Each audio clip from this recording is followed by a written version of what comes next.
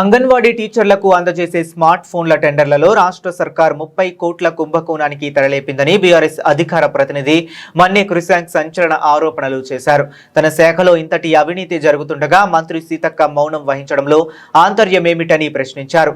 మంత్రికి తెలిసే అవినీతి జరిగిందని నమ్మాల్సి వస్తుందని పేర్కొన్నారు. తెలంగాణ భవన్లో ఆయన విలేకరులతో మాట్లాడుతూ అంగన్వాడీలకు అందజేసే 38,138 స్మార్ట్ ఫోన్ల కాంట్రాక్టులో ప్రభుత్వం అక్రమాలకు పాల్పడుతుందని ఆరోపించారు. స్మార్ట్ ఫోన్ల కేటాయింపులో బిడ్ దాఖలు చేసిన కంపెనీకి 54 కోట్లు కేటాయించిందని తెలిపారు.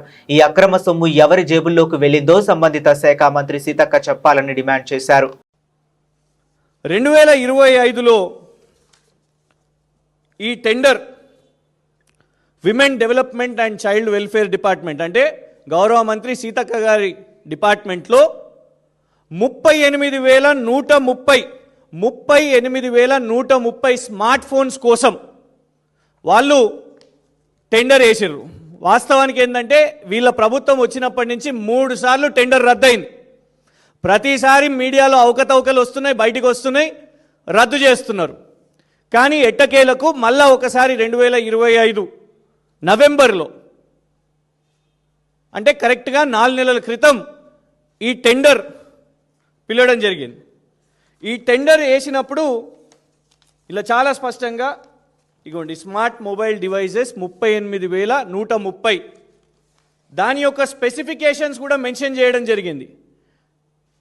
ఆండ్రాయిడ్ ఆపరేటింగ్ సిస్టమ్ అయి ఉండాలి, ర్యామ్ అంటే speed random access memory RAM 4 అయి ఉండాలి, స్టోరేజ్ 64 GB.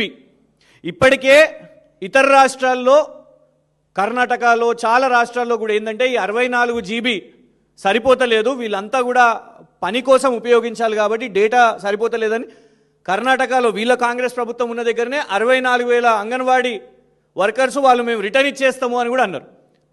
ఇక్కడ వీళ్ళ స్పెసిఫికేషన్స్తోని 4 GB ర్యామ్ మరియు 64 GB స్టోరేజ్తోని స్పెసిఫికేషన్స్తోని ఇక్కడ ఇవ్వడం జరిగింది. Minimum battery 4800 mAh battery. ఇవన్నీ ఇచ్చిన తర్వాత దాని టెండర్ అవార్డు కూడా అయింది. ఆ టెండర్ అవార్డు అయ్యి దాని ఖర్చు పూర్తిగా 54 కోట్ల రూపాయలు. 54 కోట్ల రూపాయలు ఎవరైతే బిడ్ చేసిరో ఆ కంపెనీకి 54 కోట్ల రూపాయలకు ఇచ్చిర్రు.